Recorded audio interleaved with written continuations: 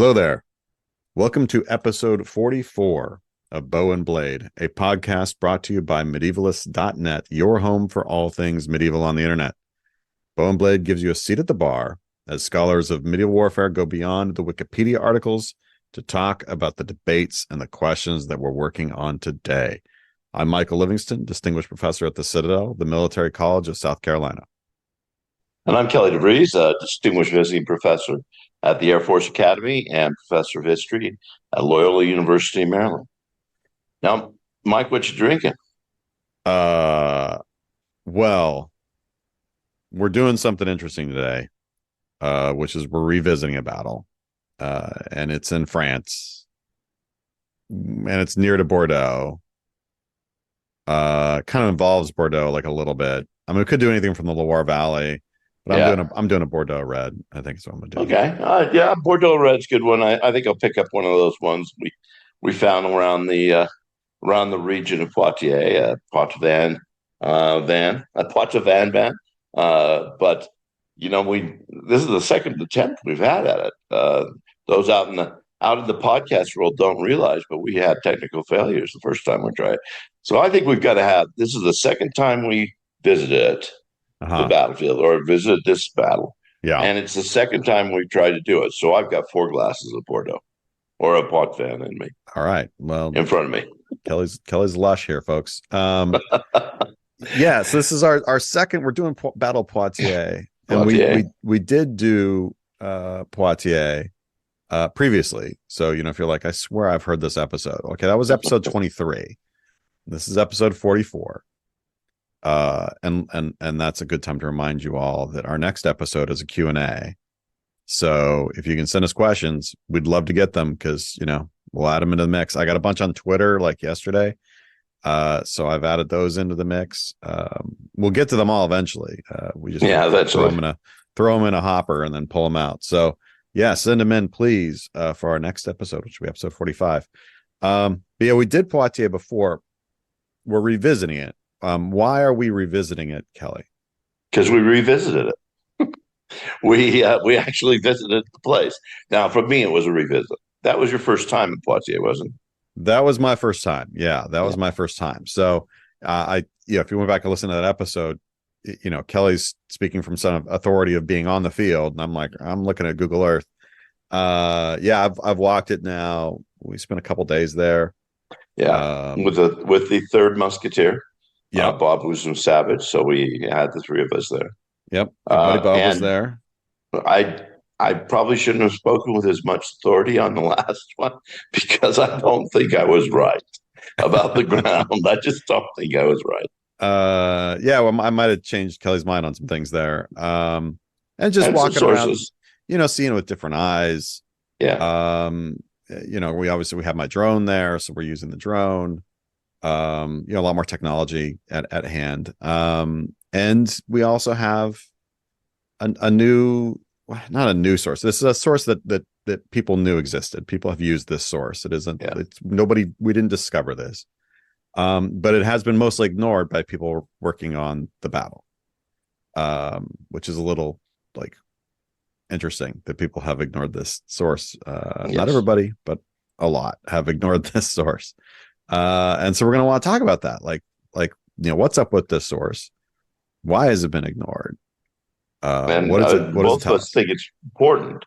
So why it's been ignored is also a very big question. Yeah. What good is the source? If we do use it, what does it change? Stuff like that. So we're going to talk about some sources starting off. I don't think we need to give any background to the battle. Go listen to the other. No, I don't think so. We did all that. I do have one shout out for the historiography. I'd read this article before, but obviously in revisiting this, I wanted to get it back. In the Revue Historique, and I'm trying to pull it up. My eyes aren't as working. I'm getting older, Mike. How's that happening? It's weird. But in the Revue Historique, Professor Elizabeth Carpentier has written an article called The Historiography. Well, I'm translating the French. It's in French. The Historiography of the Battle of Poitiers in the 14th century. It's in number 263, 1980. Yeah. And it's a really good summary of the sources out there. And it was in kind of going over that it said, you know, Matteo Villani. Well, we've talked about Giovanni. Giovanni Villani was a big writer. We've used him in Courtrai, and we've used him with Battle of Tracy. Crecy, Yeah. Italian Florentine writer. But he seemed to either get his information from very good sources, or he was close enough present. He was in Flanders when Crecy happens and so forth. Uh, when he dies, he passes the kind of the torch. I don't know whether you want to talk about torches and books at the same time. He passes Passes his the pen. baton, His yeah, pen. on to his son Matteo. And there was a reference in Carpentier on Matteo Villani's source. I'm not sure that she had read the whole thing, but said enough to get me curious. And the next place I visited after we went to Poitiers was Italy, and our friend Niccolo Caponi translated it. And it is big, it is detailed, and it is I think, a really important source that gets ignored a lot by everybody who writes on the battle, in fact. Yeah, it gives us a lot of detail. And we're always excited to find detail. Now, some things can be very detailed and very wrong. Yes, yes. They can be very detailed and very wrong. There's always we have a lot of detail. Does that mean we have a really good source? Or do we have somebody who's really engaged in making stuff up? Yeah. And it can be hard to tell sometimes. I mean, I think there's a couple reasons that almost everybody goes to Froissart for everything in this period. And one is he tells a good story. Like, he just tells a nice story in the end. It was also translated really He is early. a storyteller. Froissart is a storyteller. And even though he's writing a little closer than he was with Crecy, obviously it's 10 years after, he still has a flair for the dramatic. And there are one or two things about Froissart that I'm not sure. I shouldn't say I'm not sure should be trusted, because that's not what I'm thinking. I'm thinking there's some things about Froissart that probably have to be investigated by looking at it in a different viewpoint every once in a while. And being on the terrain, that's one certainly different viewpoint to look at. Yeah. And Froissart, Froissart's such a good storyteller that he also doesn't even always tell the same story. Like, he keeps rewriting his own text and telling it differently in certain events. And you're like, well, which one of these is right? I mean, maybe none of them. He's telling a good story. He is telling a good story, yeah. And I mean, people have tried to associate when he wrote and rewrote and rewrote, because there's at least 3, maybe 4 different versions of Froissart. The about Poitiers doesn't change an enormous amount.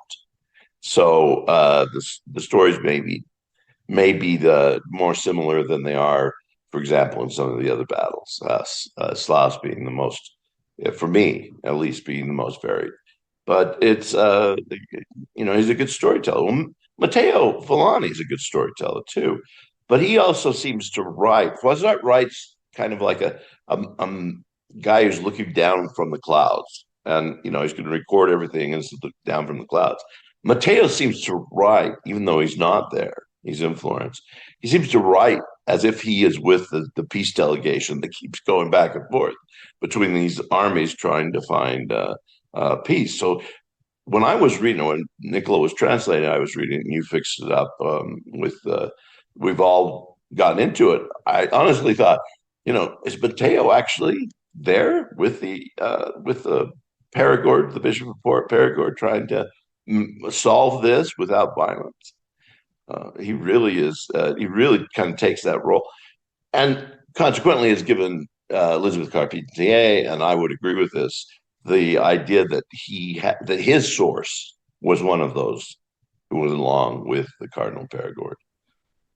Yeah, it looks a lot like that. Yeah, I mean, we can't know, but I would certainly say, yeah, that's where the smoke is that one of the some member of that mission that's with the Cardinal Perigord that is going, as Kelly said, back and forth between the two sides here, which, the Black Prince and the King of France, Jean, that there's this mission that's going back and forth, and really is, for all that we can tell, genuinely trying to resolve this situation, that they isn't partisan here. Really, the mission does seem to be trying to like figure out a solution so that no blood will be shed.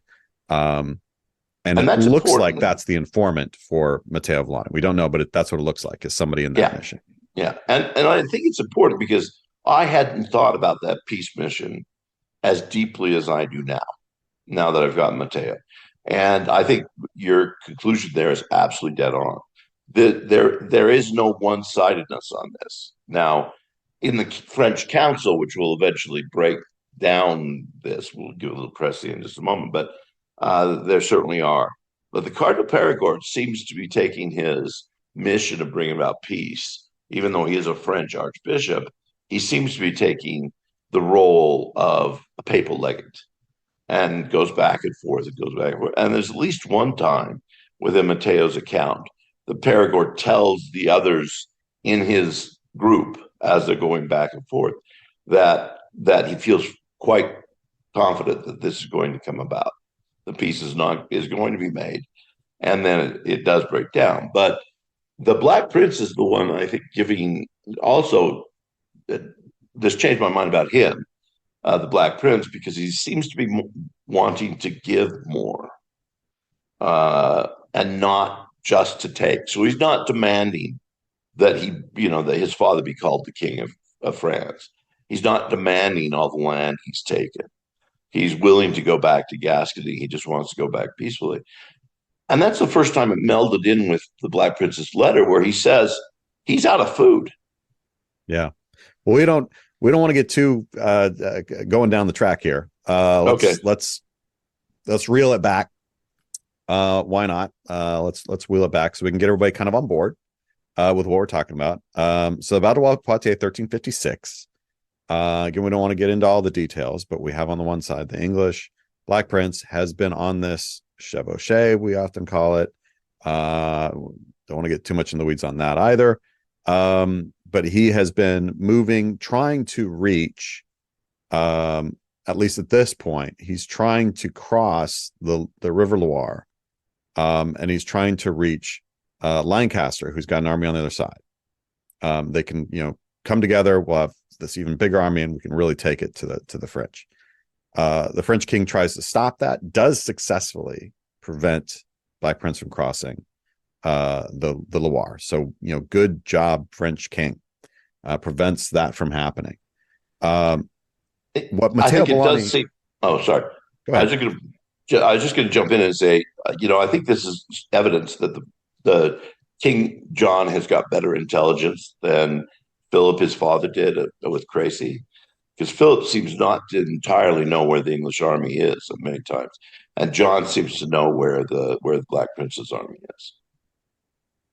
Yeah, maybe. A little bit hard to say, but it could be that John has better idea. I mean, this is also really close to major cities. It's sort of not traipsing around in the north of France.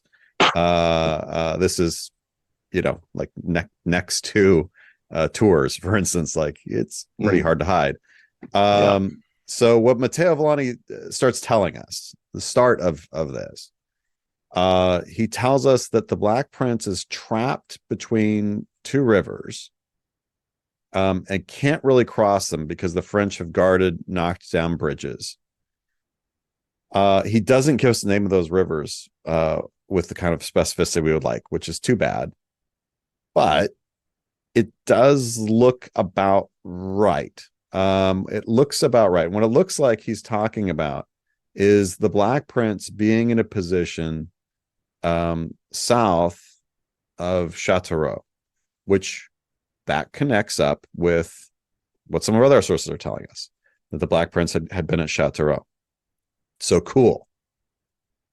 Checking like against other things, looking really good. Because the Black Prince himself writes a letter, and we'll end up talking about this letter as we're going along. Writes a letter, and he says, I was at Châteauroux. Like, so there we go. He says when he was there, the king was at Chauvigny, which is about 20 miles away. This is what the Black Prince says in his own letter, which is pretty damn good. It's about 18 miles. Mm-hmm. So good estimation. Like, well done, sir.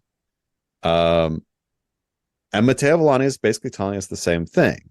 You know, if we kind of triangulate these two rivers and stuff, all right, that looks about right.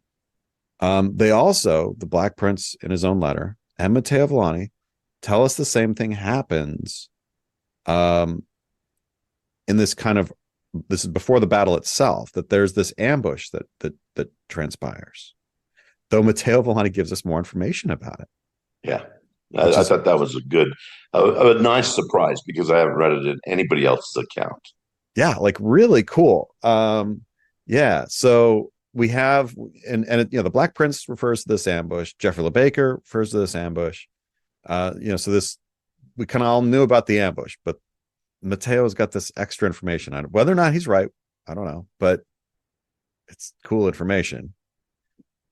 He says that the Black Prince recognized that the king was going to try and trap him into this space.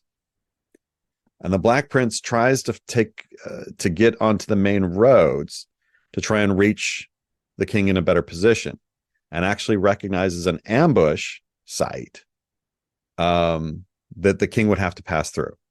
So he's like, well, if the king's going to come after me, if Jean's going to march after me, he's going to have to pass through this, it looks like it kind of narrows between woods, and I can set up an ambush. And so he does. So the Black Prince sets this up. Like, this is awesome, like tactical stuff at work. But Matteo Villani says that the king, it does come down this road, but like looks at this narrows and says, I'm not sure about that, man. That looks like a place where I can get ambushed. Sends a couple riders ahead. They do see the ambush. And they're like, oh, no, to heck with that. And so the king goes around this, takes the long way around, and goes to Poitiers. But he fails to notify these guys that have gotten up late to leave camp and are like, it really reads like these guys woke up like, oh, shoot, the army's gone. Damn it, we got to catch up. And they go sprinting with their crew. And they didn't get the memo that there's an ambush waiting up here. So they like charge into it and get ambushed and get captured. A bunch of guys get killed. Which is then, and it's the same dudes that get captured, same big name guys that we get elsewhere. So it's the same ambush. We're just getting more information about it. Nothing about that information fails to check out. Like, look at topography. It all works. So like, this is cool. Mm-hmm. Yeah. And I've got great sympathy for the guys who are sleeping in. I mean, that's me. So I would have gotten up late. But it also means John had seen that ambush site as he's approaching it. Yeah. He doesn't have time to get it back to the rear end. I mean, he thinks everybody's still with his army. He doesn't realize there's a group behind him. But he makes the decision at that point. We have to go around. This is a potentially bad space. So it makes him look good. It makes the Black Prince look good because he's had to he's recognized this as a perfect ambush place. Yeah. What it doesn't make look good are the guys who've overslept. Yeah, it makes them look really bad. Those guys. There's some big names in there, as you said. There's some big names, but it does give the Black Prince a lot of information. Yes. And following up on this, as Matteo Villani says, well, okay, so now the Black Prince maneuvers. Now he indicates that he doesn't maneuver very far, which is kind of a problem we'll have to come back to probably. But he doesn't indicate much of a maneuvering at this point. He sort of seems to indicate like Black Prince just sort of stays where he is, which is a bit of a problem because that's not where anybody else puts the battle. But anyway, he says that the Black Prince moves. The King Jean is about 2 Parisian, well, we think Parisian leagues from or probably Florentine leagues, probably actually I should say. Florentine leagues from the Black Prince is what Matteo Villani says. He says that's where our kind of camps are. The king is in Poitiers, which sort of, or near Poitiers. So sort of establishing a search radius, if you will, for where the Black Prince is camped for this. But he does, and this will return to, the detail you started to get into there, Kelly. He gives us this information.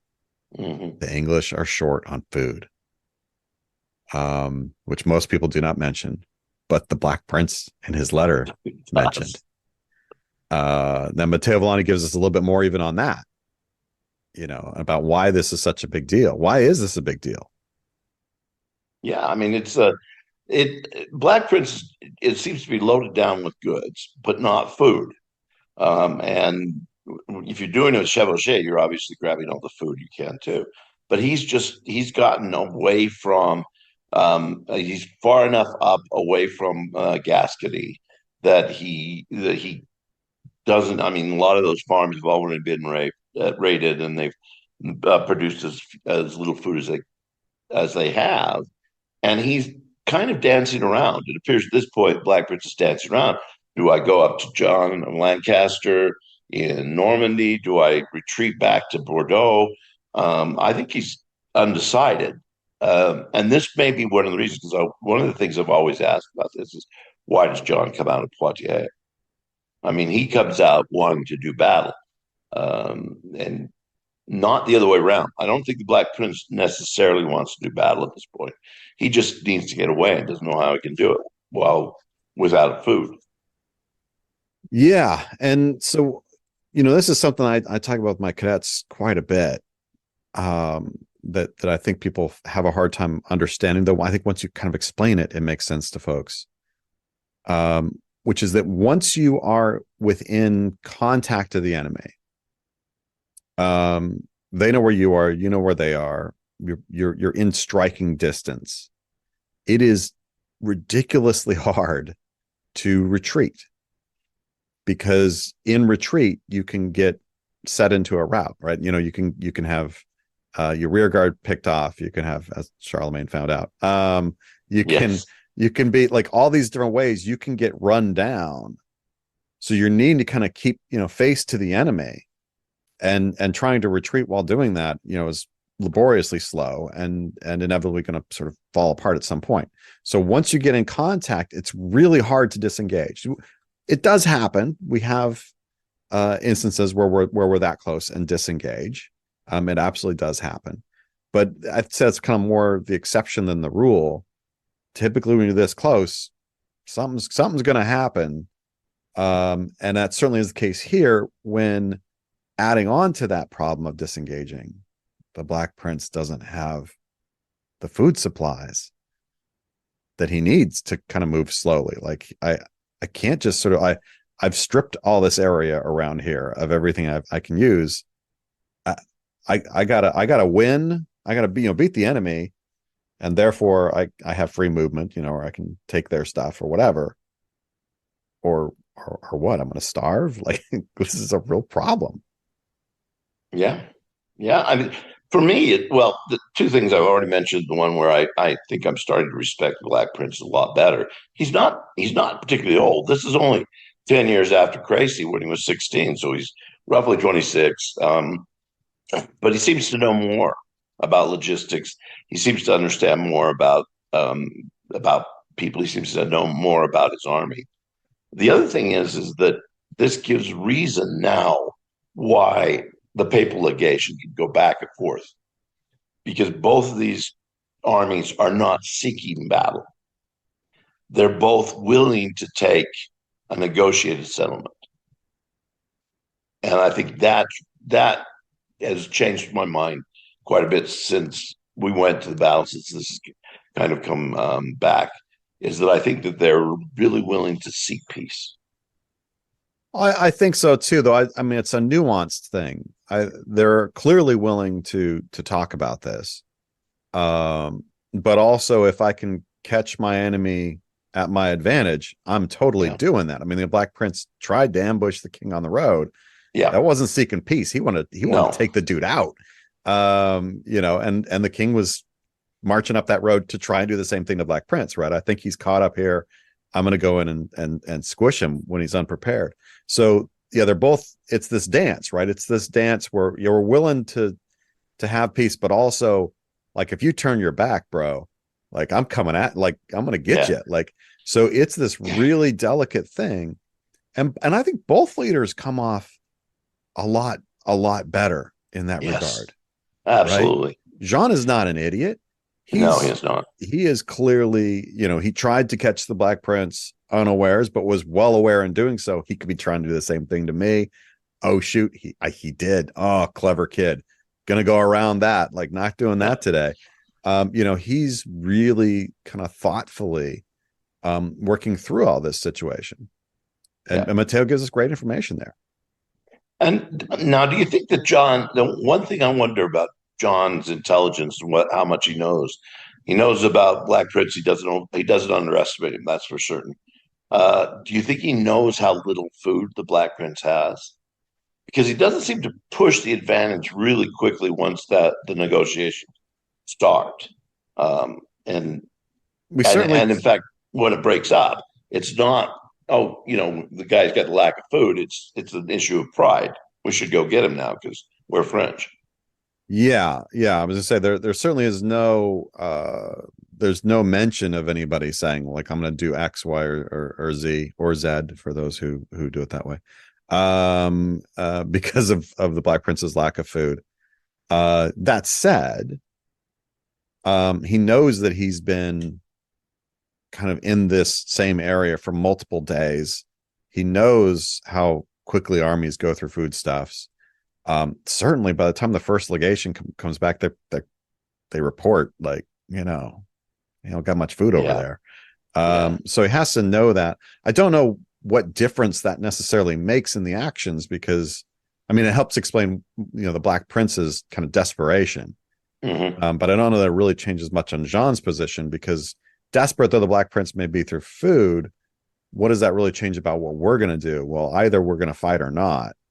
yeah, And yeah, I guess, the longer we put that off, the weaker he gets. But uh, at least the story as Mateo gives it to us, as you said, that's not the flip. That's not the switch that gets flipped for the French to decide we're going to go in.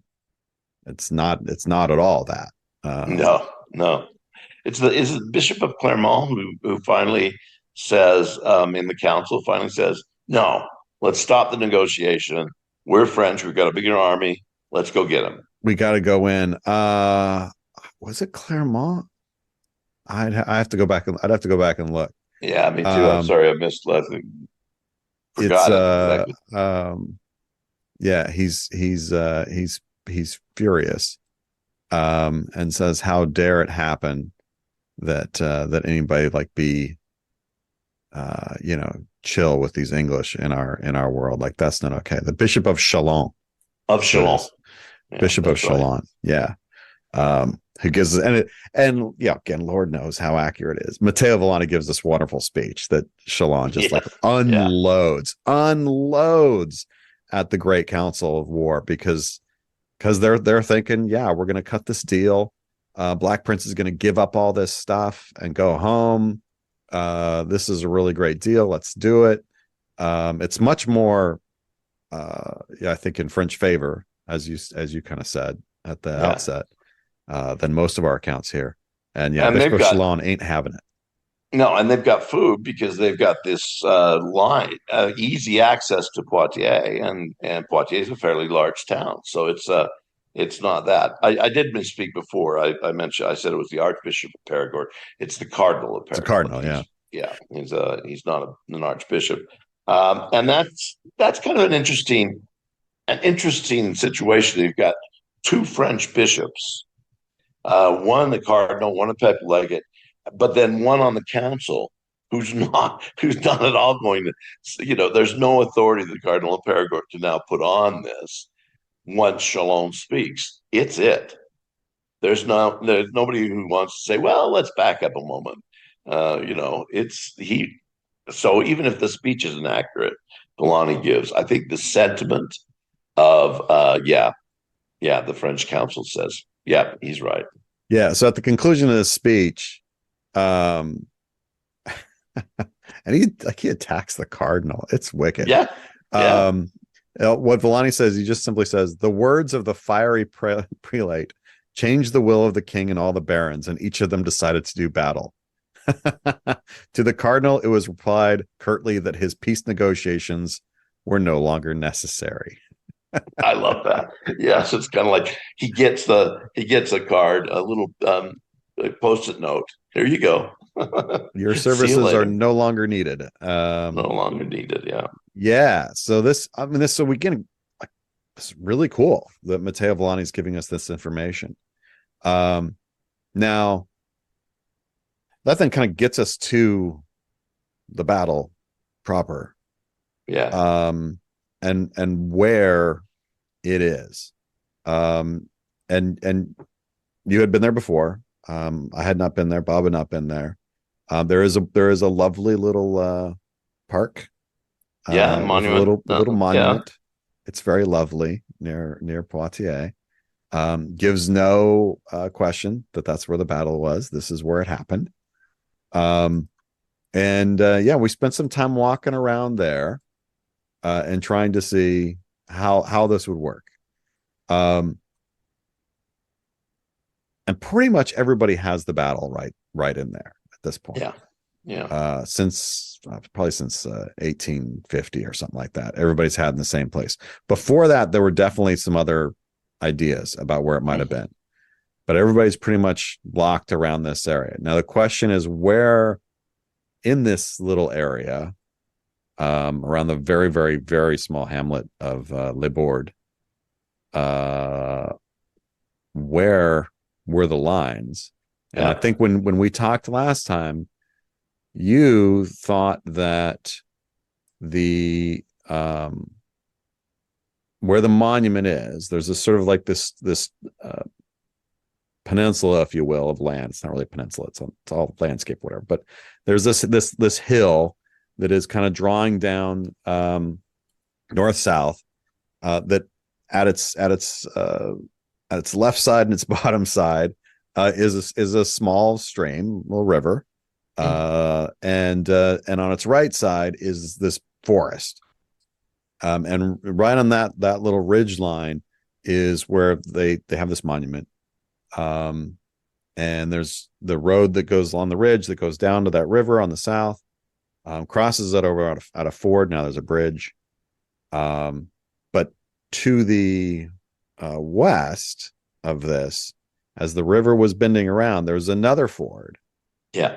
And so your idea, and correct me if I'm wrong, but No, as I recall, you're dead on right now. yeah, that the English are on that ridge, on that little spot between river to their left and behind them and forest to their right, and that's where they take the assaults.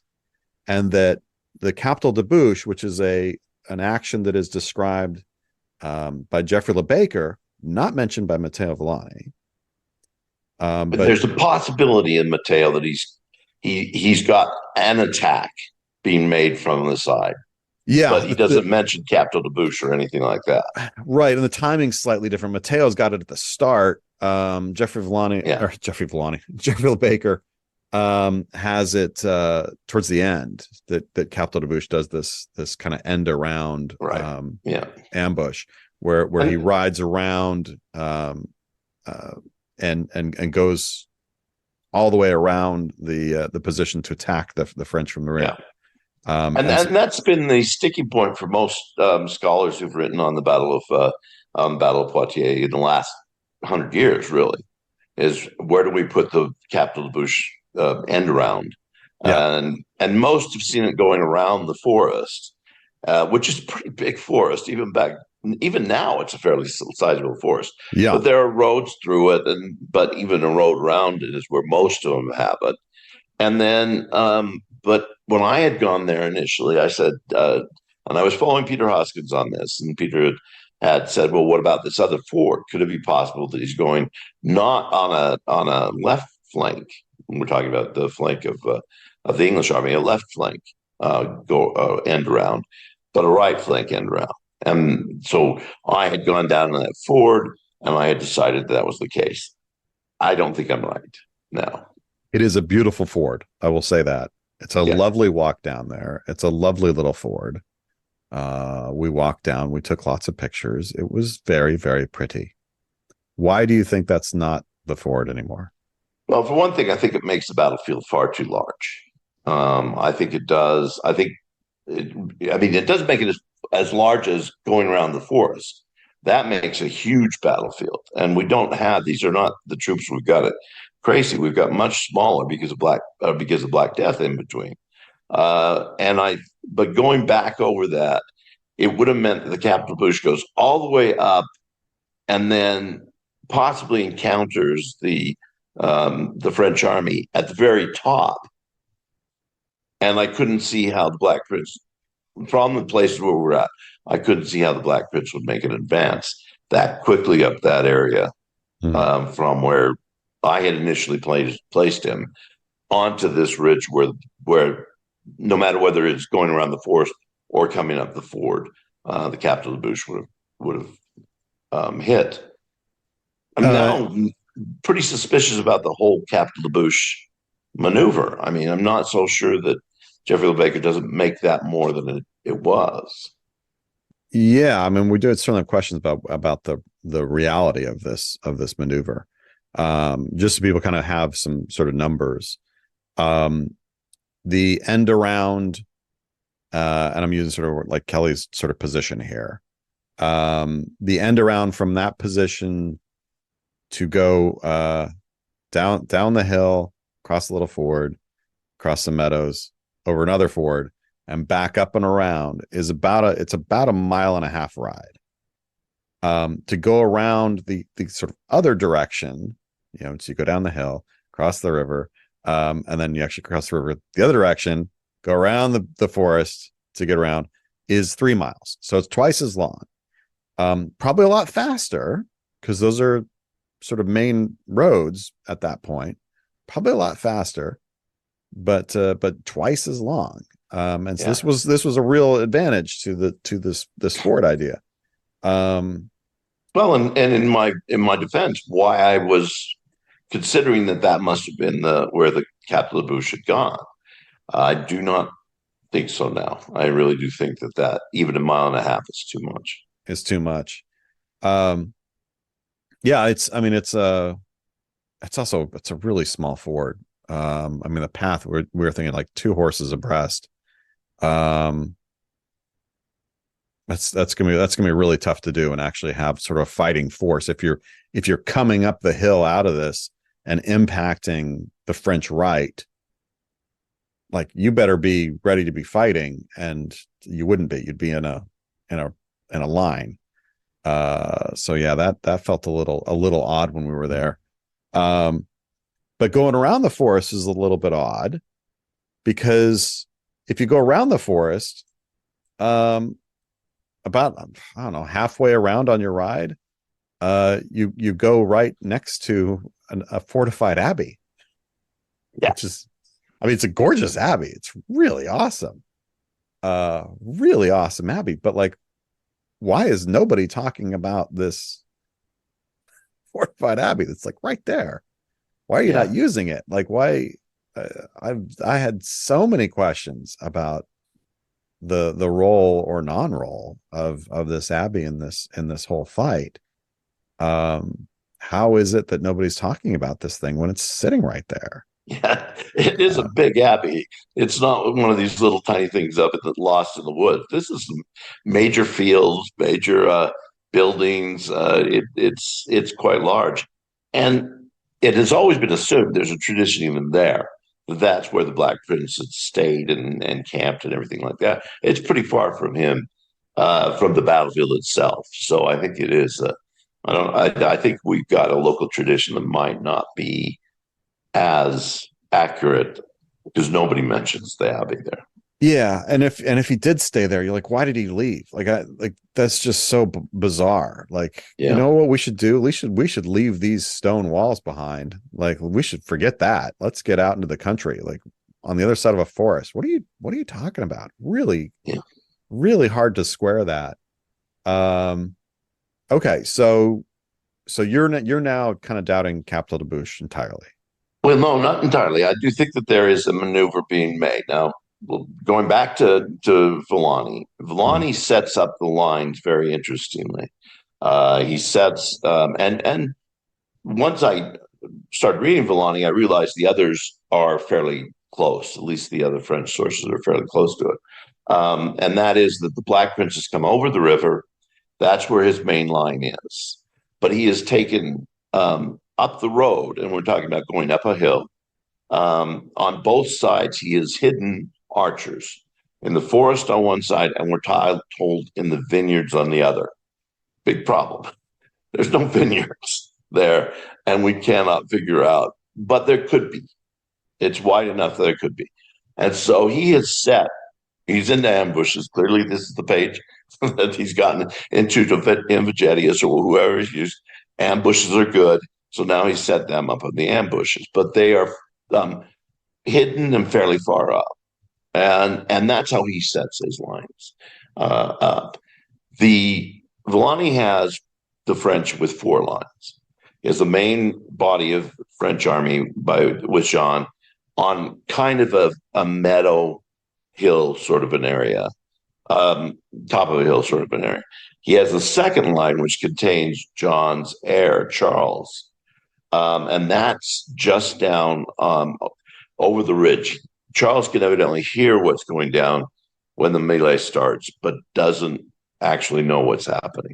At least that's the way Villani describes it.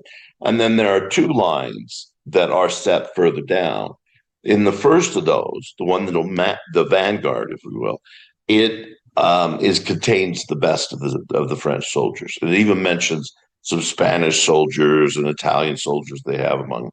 It's clearly the best, and they're going to start the battle by charging into the lines of the Black Prince. Well, yeah. Though I don't think Villani doesn't really describe him as being the best. What he actually describes him as fedatori. And the fedatori in a fight are not necessarily your best dudes. It's your like that's your like this is totally apples and oranges, but like your kamikaze unit. Like those are the Yeah, guys, they're just gonna go screaming in. And Lord knows what's gonna happen. But he says that's who that first group is. yeah, And yeah, says they're Italians and Spaniards. He's like, those guys, put them in front, and those guys are going to run in there, and Lord knows what's going to happen. They're going to take some people out or die, like, or both. Like yeah, that's yeah. what they are. And yeah, he specifically, I thought it was interesting. He uses that word fedatori, which Mm-hmm. is that is an Italian, like that has Yeah, no, it could be mercenaries. It's sometimes used as mercenaries. It could also mean fodder. I mean, I think in your this, it's usually allies. And so, as has been done all the way through warfare, you always send in the guys that are expendable and that you're paying first, let them take the brunt. I find it interesting that Milani also talks about that Black Prince has instructed his archers not to shoot at that group, yeah. Let not those to guys shoot come until he in. tells them. Let them come in on the line. So he must see the first two lines, I think. Now, the other sources will tell us there's only three lines and put those first two together. Uh, yeah, some of them. I mean, Jean Lebel is very clear. There's French are in four lines. Chandos Herald is very clear. It's French in four lines. That's true. Froissart. So yeah, there is sort of a question of how you count them. Do those Yeah. first two lines count as sort of one big vanguard or two different groups?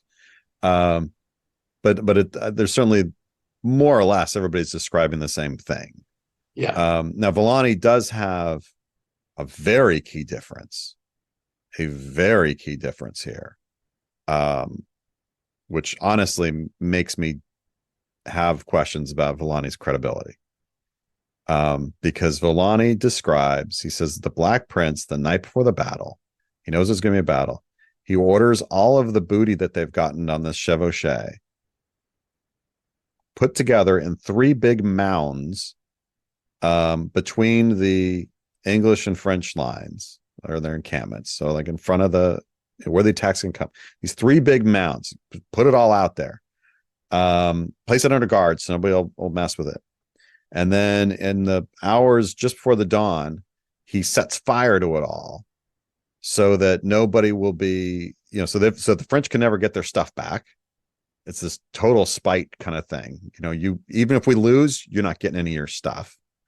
But also anybody on our side won't be fighting for greed because all the stuff just got burned up, which I'm like, I don't know what the point of that is. Like, because fighting for greed is fine, whatever you're fighting. But anyway, so yeah, burn all that stuff up. Nobody else describes this. And then he says, well, and the wind was blowing towards the French. So all the smoke from these big fires was preventing the king from being able to see what was going on. Therefore, the king, didn't have the kind of knowledge that he should have. Nobody describes anything like this. Yeah. And I tried to figure this out. Okay. What is the possibility here other than just simply disregarding it? Because Villani, all of a sudden going off on a tangent like this, it doesn't seem usual. Everything else has been fairly logically planned. The only thing I could think is that the Black Prince put this out, possibly telling the French, "You're gonna have your stuff back if you let us go, and we'll retreat. But if you're going to make this a battle, we're going to burn it." But that is really stretching what Villani has in the text to try to make logic out of it. Yeah, I mean, Villani says nothing about that. He just says, take all this stuff that they've got, pile it up into 3 mounds, keep vigilant watch over it, and then in the morning, set fire to it, so that the greed for booty would not sap the spirit of his men, and there would be no hope for his enemies to reacquire it. Mm-hmm. That's what he says. Yeah, and I'm with you. It's a curious situation. It does not discount Villani's entire account, because I think it fits too well. But it is it is different because nobody else says it. Now, maybe that nobody else says it because we don't have as many witnesses from the Black Prince's side. We're only going with Jeffrey Lou Baker, who's contemporary. And the Black Prince himself. I mean, well, but his letter doesn't really talk a lot about what happens once the battle comes into it, once the battle begins. Yeah, so I don't know. He would want to keep that secret or something. I burned everything. I don't like. It's just why is it not being mentioned? Especially if the smoke is part of the explanation about why the French command and control is sort of messed up. Man, you would think somebody bloody well be talking about this. Yeah. I mean, Villani says this is actually why the first line of the French breaks and charges ahead. So yeah. So Villani, the way he describes the battle is it's disordered because this first line of the Fedatori, who are led by the Marshal of Dinan, that they see the fires and are like, oh my God, they're burning their camp and running away. So let's get them in the back, right? And so they rush forward, thinking that the Black Prince is running away, and then of course the Black Prince is not. He's got a vanguard waiting there, and they all smash together, and it's a slaughter. So do you think it could possibly be that the Black Prince is actually he's trying to feign this running away to push maybe this forward charge into him with a little more, a little more disordered? I mean, if he was, wouldn't he have bragged about it? Like, I know. Wouldn't he have been like, comes back and then you know what I did, Dad? You know what I did? I set some fires. They fell for it, came running, and I slaughtered them. It was brilliant. You should try it next time. Like, try it. he doesn't say anything about Yeah, this. I And mean, you're absolutely right. I'm trying to figure it out. I'm trying to pull this together. yeah, If well, and out in podcast land, any of you guys have got an idea of why a general would do this, um, it does work. That's the thing, is it does work because that first line does go running yeah, fast. It goes down into the melee. In fact, it says that it gets pushed. It pushes the Black Prince back, and then at that point they get hit on the flank. This is where I think the capital of Bush's forces could have been. But it also the smoke seems to obscure the second line's view, second French line's view at the first, because at that point they only hearing the battle. Lonnie says they hear what's going on, so they rush down and they get absolutely massacred by the archers on both sides. yeah, yeah, exactly. So yeah, this first one comes in, and should also note the Black Prince is also constructed according to Villani, essentially a Wagenberg, which is exactly what Dad had done at Crécy, which Black Prince Yeah. had been in the vanguard there. What Villani's describing is much the same kind of idea. I'm going to have wings of archers that are hidden. I've got a Wagenberg. I have an opening in the Wagenberg. This fire business is totally new. But yeah, he's sort of got this wagon wall. He himself is behind that wall, but he's got men out there to receive the initial charge. And when they do, this Federatore, this crazed first line, does shove them back almost all the way to the carts, it looks like. Yes. Yeah. And then, as you said, the Black Prince sees this, recognizes this, but also sees that they don't have amassed infantry. He's like, this is just this small group of dudes. Yeah. It says he rushes 1,500 knights around the side and envelops them, taking them from the front and the rear. So that is what Geoffrey Le Baker, the same kind of language that Geoffrey Le Baker talks about with Capital de Buch, that he goes around. What he says that the Capital de Buch makes a wide sweep, retreating down the slope of the hill and circling the battlefield in order to then attack the French from the rear. Yeah. So yeah, this could be the same event, though it's on the wrong end of the battle. This is the first act, whereas Geoffrey Baker has the last act. So the order's different. I mean, the results are the same. Slaughter. Yeah, the results are the same. In fact, it fits more the confines of the battlefield. It seems to makes it smaller, which is what I'm now thinking about in my own mind. I'm not thinking that we're dealing with the Black Prince or dealing with Capital Bush going a mile and a half one way or 3 miles the other way. I think he's much closer, and it's a much smaller arc and envelopment. It could have turned bad if the second line had hit into the Capital Bush's rear, but they're decimated by the arrows. Yeah, they get absolutely pummeled as they're coming up, as this next line is coming up.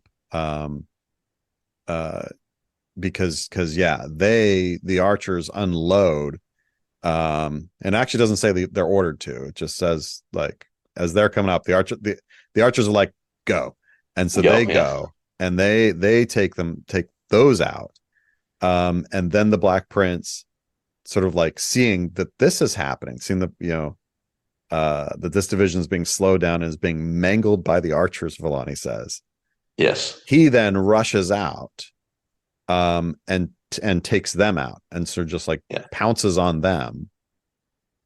And it's then that the third line, he starts moving forward. Black Prince now start moving, not just winning that area. He's now moving up the hill towards the main forces, and that's when he sees, oh, the third line has decided it's lunchtime.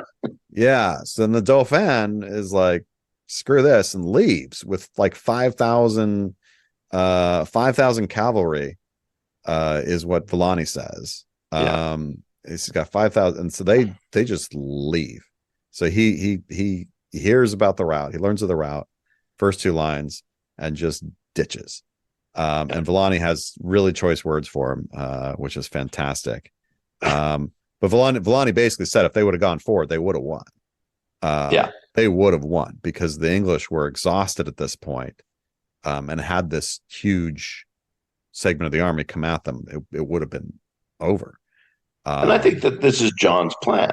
I think he expects that second line to then come down and then move his lines, mostly infantry, up forward. And now they've really got the Black Prince in decimated, exhausted. Every one of the words you want to use, the Black Prince is done in at that point, and that line just leaves, and they leave in sight of both armies now.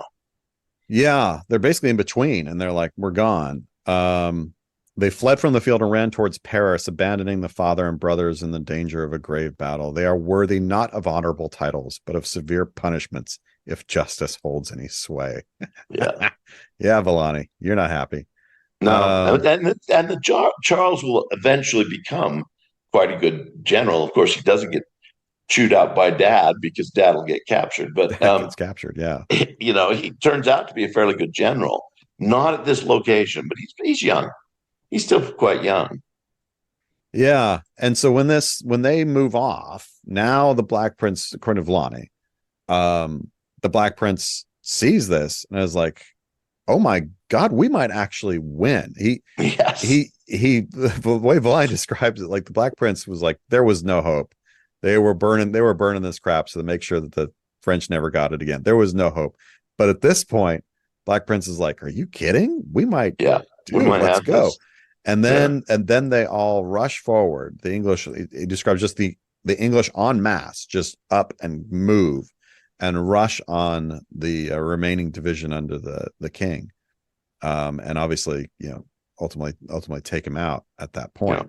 with no more end around business, which this is the point now where Jeffrey Baker, this is when he has the end around thing, and describes that going around. So yeah, we're getting some really cool information from Villani. Yes. And while he's not there, I'm sure he doesn't, and he maybe not have a source that tells us that this is when the light bulb dawns on top of the Black Prince. But it's got to be when the Black Prince all of a sudden says, "Whoa, wait a second! We were massively outnumbered. We had all the, and there's the king, really now with nobody in front of us." And he just masses everybody. That says, doesn't Villani say that their archers are among the rest of the men too? I mean, Yeah, I mean, he just says that they all just make their rush forward. Now he says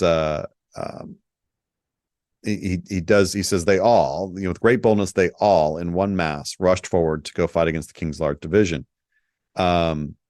The king sees this and is like, oh my God, dismounts to fight on foot, and in order to make the men around him more resolute, and says like, this is not cool that I got ditched like this. This is not cool. But he points out, he says the Black Prince, convinced that his knights were more experienced in arms than the French and more inspired by a potential victory, which I think really just talking about morale difference there. The French just watched a big bunch of people leave, and instead so they're down, whereas the English are on the upswing here. Fiercely assailed the king's lines. So the Black Prince is definitely thinking like, we got the experience, we got the morale boost at this moment, right? The field has tilted in our favor. However, whatever sports momentum is ours. Momentum is ours. Whatever sports analogy you want to use. And so wham. Says it was a hell of a fight. Like it's just a really big fight there. Now, I also think that it's interesting that this is when Villani, but it also is agreed by other French sources that as John looks out and sees the Black Prince coming, and he's also seen the other line leave, he tries to send his youngest son off. Yes, and this is the man who's going to become Philip the Bold of Burgundy. So, this is going to be a very important moment in this young man's life. Yes. And he tries to send him off, and the kid won't go. even has him forcibly removed, Villani says, and he comes back. So in one case, we got the heir running away and the Yeah. youngest son staying put with his father. Yeah, that's right. That's right. And he does Villani gives him the wrong name, which is a little bit of a bummer. He calls him Jean, and yeah, it's Yeah. Philippe. So he's screwed that up. But yeah, he gives this wonderful detail of like, get the kid out of there. And so they take the kid away, but then the kid's like, no, I can't leave dad, and comes back, but he's too young to use a sword well, so he's just sitting there shouting out the danger. Dad, look to your Yeah. left. Dad, look to your right. Until they're finally surrounded. As a wonderful description of the king surrounded by the dead, trying to decide whether or not he's going to surrender, and is ultimately Yeah. like, I got nobody to fight for me. It's actually a really remind me of the end of the alliterative Mort Arthur, honestly, with King Arthur surrounded by his dead knights on the battlefield. Same kind of imagery, And we which is know really this is cool. when Geoffrey de Charnay, who stayed, he's holding the banner, he's holding the oriflamme, and that he stays with the king as well, and is cut down. So He's this yeah big famous knight who's written tons of books on chivalry and so forth, he dies at the end in the Battle of Poitiers, holding on to the oriflamme. yeah yeah, and I'll just as quick as I'll apologize if you're hearing like back chatter coming through my mic or whatever. I like 5 of my colleagues decided to like throw a powwow outside my door apparently. So I don't know what's going on out there, but that's coming through. Sorry, everybody. Yeah. So all like this is cool stuff. Now, you think the battle still happened in that area?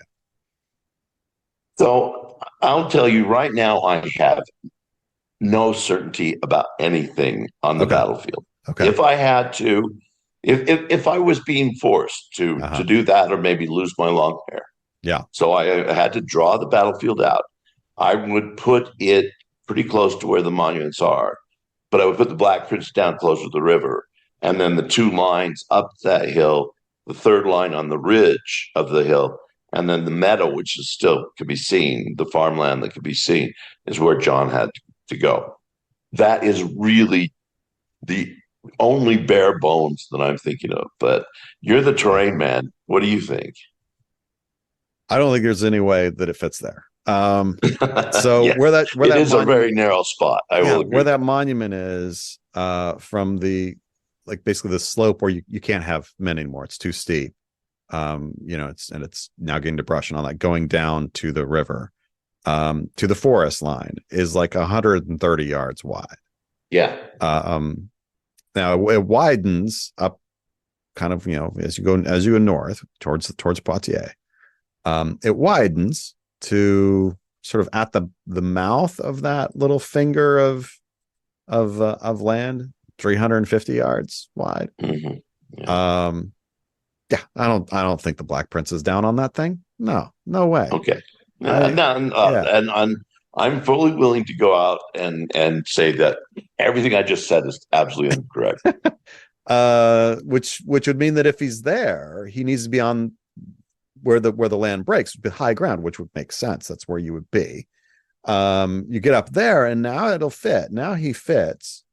And now the battle is all taking place on the kind of slope, sort of moving north towards Poitiers, really kind of on top of the little hamlet of Les Bordes today.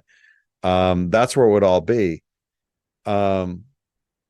If it's here, I still keep kicking around like, is this? It's got to be here.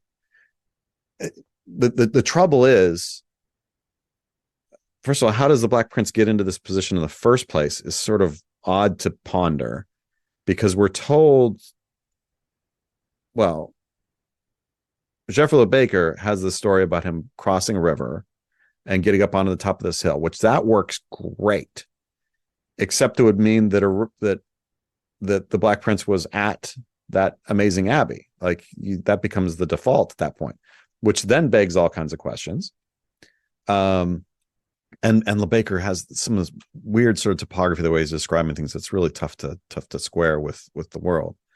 The Petite Chronique, which was written just months later, the Petite Chronique says very specifically that the Black Prince was camped between Savigny-le-Vescoux and a wood belonging to the Abbey of Nouailles, which is that abbey.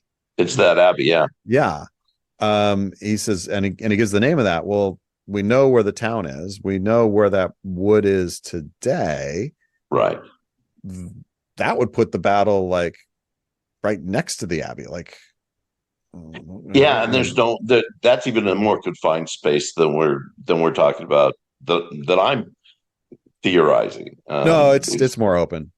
Yeah, it's more open. Yeah, but it would certainly mean a maneuvering down different roads and everything. It would but nobody's looked at it that way. It would put the whole battle on the main road. Yeah. It would mean that it was actually on the main road, which would, like, that would make sense, right? It would make sense for it to be on the main road. Yeah, makes sense. Yeah. It would put it on the main road from Poitiers. So that, like, that's good. But now Villani, all right, if we start listening to Villani gives us a place name. He says, I'll tell you exactly where the battle happened. It happened at a village called Tresserie. Well, we know where that village is. I mean, at least we know of a village in the area. I mean, maybe there was another one that's disappeared or whatever, but like that's a place name. You can go there. It's actually a stop on the train from Poitiers. And it's about half, it's a little more than halfway. It's like 2/3 of the way from Poitiers to Châteauroux.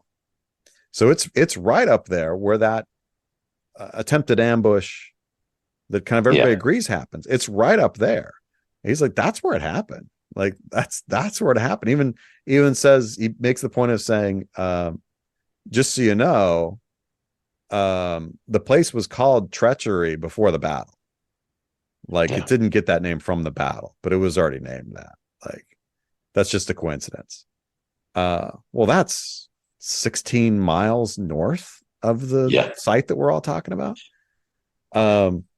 Now certainly throws all sorts of monuments and tradition out, everything out. Now that's where up in that area is where we think the it's called the usually called the Battle of Tours, happened in the 8th century. Big famous battle, Charles Martel. Like that's where we think that probably happened, is somewhere up in there. Nobody knows for sure where, but somewhere up in that range.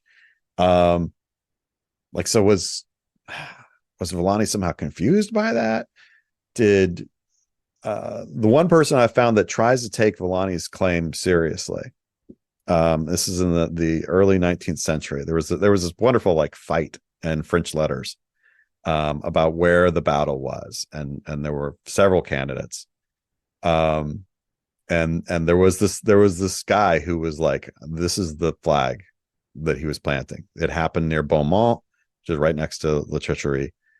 He's like, this is where it was. Here's why. This is on the road. Da, da, da. And the main attack against him and against Villani was that this was probably, where the English were encamped before.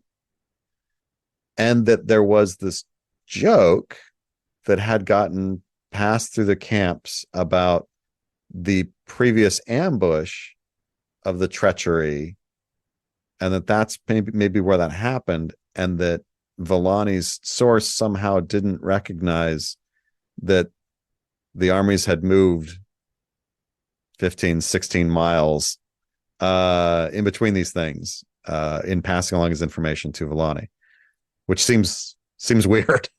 It does seem weird. It also is missing the one thing which we have on the traditional site, which is the forest. And we know the one on the traditional site was owned by that abbey.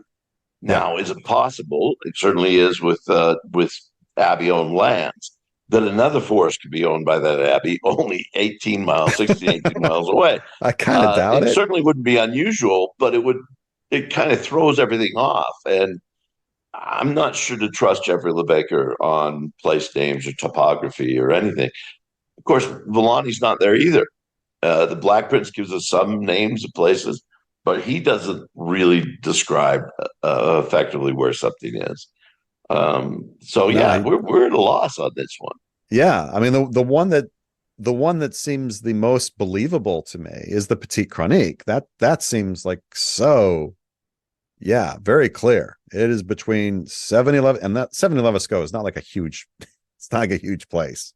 So like if you're triangulating to that, it must be close to that. Between that and a wood belonging to the Abbey. And yeah, and he gives the name of the wood. And yeah, there is a woods named that now. Could that name have been somewhere else in the area? Sure. And as you said, abbeys could own forests in kind of different spots. Though, yeah, they're not going to be 15 You wouldn't miles. think so, no. And why would you refer to Savigny-le-Vesco at that point? You'd refer to Châteauroux, which is like right there and is a big town. You'd refer to Beaumont. Yeah. You wouldn't refer to I mean, you refer to the Chateau de Fou, which is sitting right there.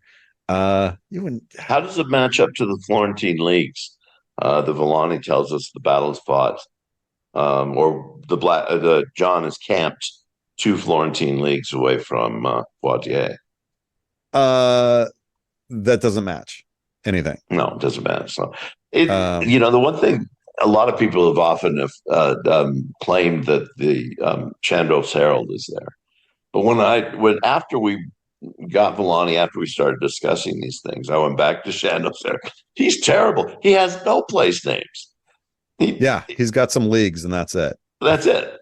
And his leagues are weird because they're different, it seems, than others. But yeah, so there goes the source that we had hoped was an eyewitness, which means essentially we have no eyewitnesses to the battle except for the Black Prince's letter, which is very short and very pretty much I won. That's good. I was losing food. Yeah, I mean he doesn't give much really. I mean, he talks about making a sort of retreat in a flanking maneuver. He says I retreated in a flanking maneuver. Well, okay. Though that looks something like this capital de Bouche thing from Jeffrey Lee Baker, or this thing at the start of the battle for Villani. It looks a little something like that. But yeah, there's nothing you could triangulate. So yeah. Having visited the site, I came away with more questions than I started with. I mean, I felt much more confident having visited the site that if it's there, where was it and how did it work? Like leaving it, I feel really confident about that. Because I do think it takes place up on the ridge line in more space. I think it has to, just with the numbers we've got. You can't fit this many men in with a frontage of like 200 yards. It's got to be a bigger space. So yeah, it works really well for me there. I like all that dynamite. That's dynamite. Which side is the woods? Which side is the stream? It all matches up. Love it. Where is this opening? That matches up. Love it. Is it close to being on the line between this woods and 7-11 Scope? It's close-ish. I could see it being described that way. So that could work. But yeah. It'd be nice to have some vineyards because everybody mentions vineyards. Yeah, it would be nice to have some vineyards. But also, like, wouldn't it be nice to have somebody mention, how on earth you got into this position? Yeah, exactly. Without and nobody talking about this abbey. Oh, I don't know. Yeah, and now to be honest, we found we didn't have Fulani translated when we were at we didn't know how extensive it was. Yeah. When we were at the battlefield. So now that we have this very detailed account, it might shed some light if we go back to the site again. It might also just not shed any light, and we're just in a big morass, even a larger morass than we have been after this first visit. It breaks the brain at some point. It does. There's another source that's not used that gives a little detail, and that's the Kirkstall Abbey Chronicles. But they're also very sparse on place names, and they although Chronicles does have the 4 lines. I mean, the tactics. If we could just put this somewhere without anything, just draw in the forests on one side and vineyards on the other, and just say, okay, we don't care about the rest of it. These are the only things we care about, and the lines and the battle. Then Yeah, we could probably figure out exactly what happened on the battle, just not where. just not where it happened. Yeah, and I'll also say um, that some of this also depends on even what manuscript tradition you're looking at. So Yes. Froissart, a bunch of copies of Froissart, because Froissart refers to Beauvoir, which is like 70 Levisco and the Abbeys, like just right. It's like right in this area. He mentions that. But a bunch of those manuscripts don't say Beauvoir; they say Beaumont, which is the place right next to La Treacherie. And so this is like this one guy was like, "Oh man, no! Look, see, it's here. You guys are just looking at the wrong manuscripts. You got to look at these." And now it's Beaumont, and boom, treachery. And Villani says treachery. Like, oh my god, I got it all nailed. Near as I can tell, the Beaumont is an error. Yeah. That got introduced. That it probably was originally Beauvoir. Need to get Godfrey Cronin on this. And so give me the exact stuff here, buddy.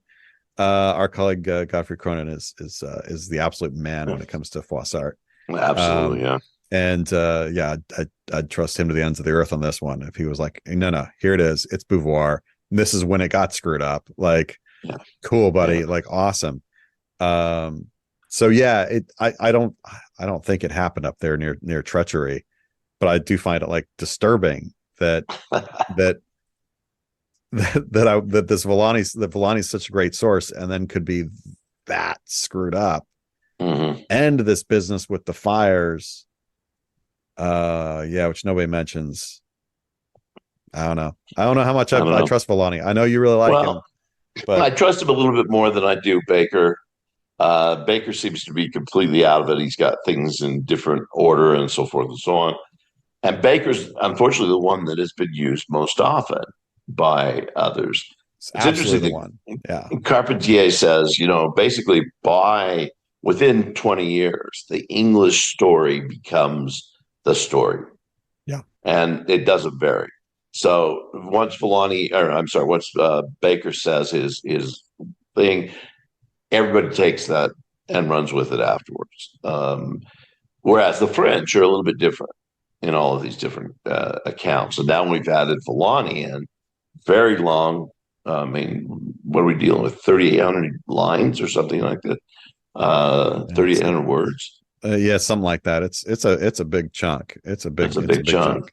Yeah, but he is Italian, so he's got to rely on sources. Maybe he's relying on a single source from Perigord's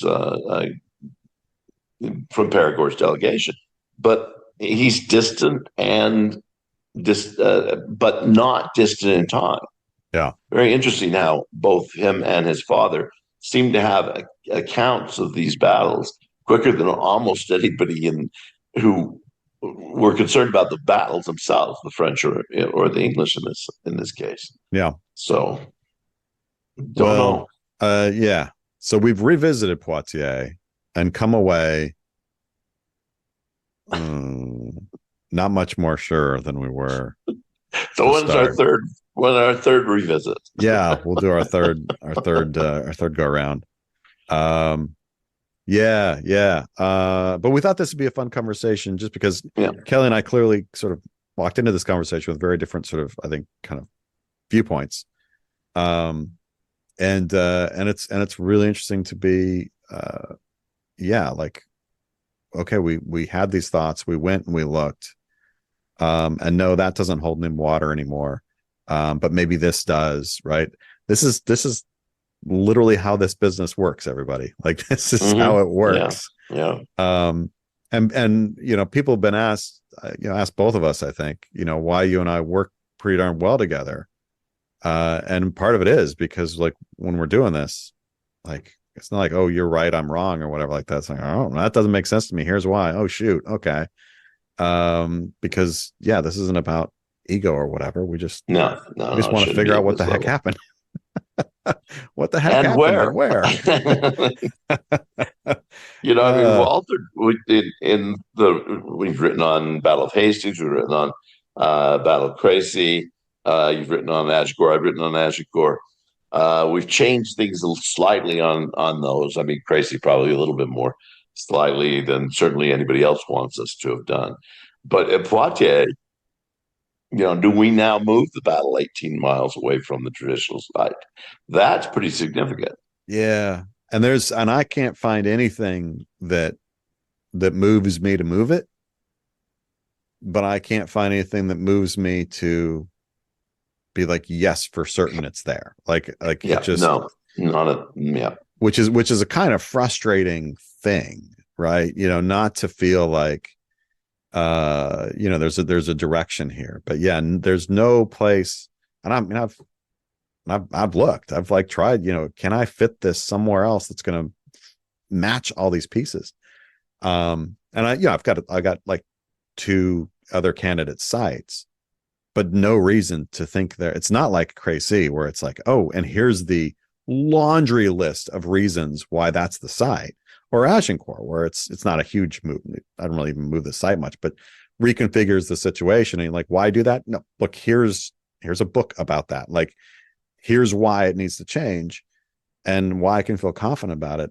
Here, it's just like, that doesn't quite work. Yeah, neither does this. Okay. Yeah. And unlike Agincourt and Crecy, the maps on this don't go back far enough. We don't have some, it's with the cadastral maps and others with Agincourt and Crecy, we seem to be able to maneuver around some of the place names there and other things like that. That's not doesn't exist with Poitiers. Yeah, I mean, we have the cadastral maps, but they're not providing us with a lot of information that greatly changes anything here. No. The cadastral maps have no markings on them that would help us. They do have some place names, some old place names that are different than the names we've got, but they don't really help us. They're not. No. It's not like one of them And is the treachery. Well, that'd be in great. fact, we looked at one, which was was it Champ Alexander, and it can't be there. There's just no So way. the Champ Alexander, which actually the Petite Chronique, that's where that's first mentioned, and it says that a whole bunch of people died on the Champ Alexander.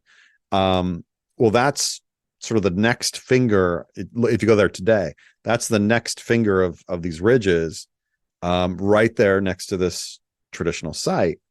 And everybody's like, well, that's the Champ Alexander, and therefore we know where the battle is. Well, no, it actually seems to be the opposite. It's called the Champ Alexander because everybody thinks that's where the battle is. So they're like, and so where the hell is this Champ? Right over there. That's where it is. Yeah, yeah. You can see a farmer in the 16th, 17th century say, "Oh, it's just over there. It's just over there." Just over so there."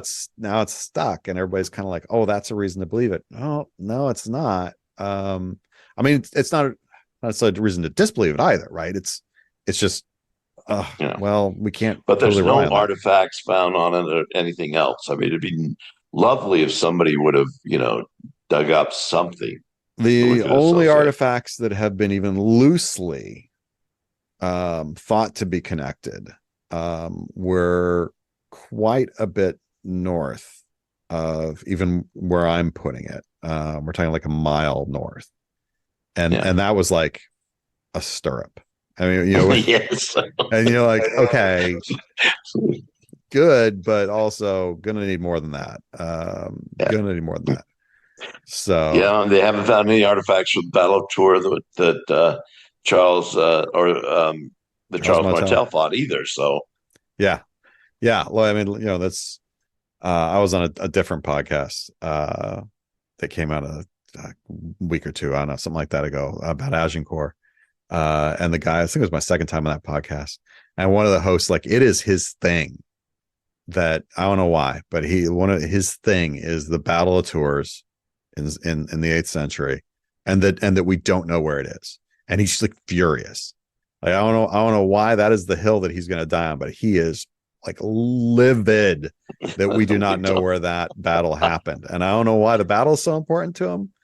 But it is, and that's fine. Yeah, I'm not judging. I'm like, okay, yeah, and I will apologize again on behalf of my field that we don't know where yeah. that is.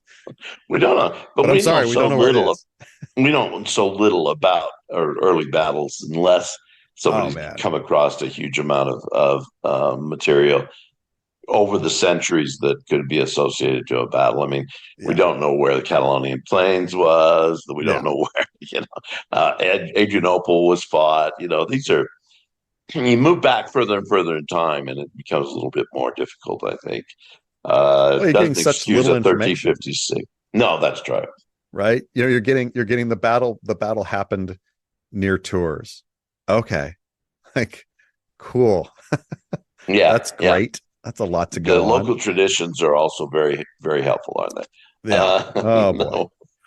So yeah, so I hope everybody enjoyed this conversation. Yeah, does it make any sense to ask you what you would want if you could have your historiographical, chronological, or topographical wishes fulfilled? I want the bloody kitchen journal like we got for Crazy. Yeah, I want yeah, the that'd be nice. like from the Black Prince, here's where we were camped, right? Every day. Like that, it was such a gold mine treasure for the Crazy campaign. I want it for this thing. Because yeah, I'd like to know what it says. What does it say? Where are we? Where are we? Yeah. Um, because yeah, I just want to know where it is. It bugs me. It really bugs me. What about you? Well, I'd like an eyewitness account. Just recognizing that Black Prince's letter is rather short, but it's all we got. There's nobody else who writes who says firmly that they were there. So it'd be nice if somebody, around an archive somewhere and says, "Oh, wait a second, look at this. Yeah. Here's it from this Italian guy who was in the vanguard and came Yeah. back and writes it." Hey, maybe one of those But we don't have Spaniards anything. left an account. Like, yeah, that'd be awesome. It would be, Maybe one of our Spanish friends will be like, "Have you looked at?" No, we have not. and Um, I'd love it to be filled with place names. yes, please, for the love of God, a map. Does it have a map with it? That would be nice. Yeah, Uh, exactly. well, they're closing the doors on us. I hope everybody enjoyed this episode, this revisiting episode. Yeah. Please do join us next time when we will be conducting our ninth Q&A Jeez. on the podcast. So our ninth Q&A for episode 45. So do hope y'all can join us for that. As ever, a reminder, this podcast is sponsored by medievalist.net. So the best way to support us, other than buying our individual books, of course, is to join their Patreon at patreon.com/medievalists. That's also the absolute best place to drop us a line if you have a question for our next Q&As. Thanks for listening. Cheers, everybody. Ciao.